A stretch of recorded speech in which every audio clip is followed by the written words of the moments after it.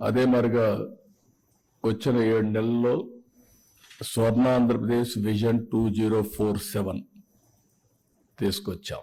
దాంట్లో నిర్దిష్టమైన ఆలోచనలు పెట్టుకున్నాం. ఇక్కడ మీరు చూస్తే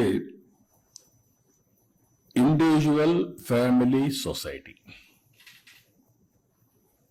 ఒక వ్యక్తి పూర్తిగా ఆనందంగా ఉంటే ఆ కుటుంబం పూర్తిగా ముందుకు పోయే పరిస్థితి వస్తుంది. ఇండివిజువల్ అడ్రస్ చేయాలి.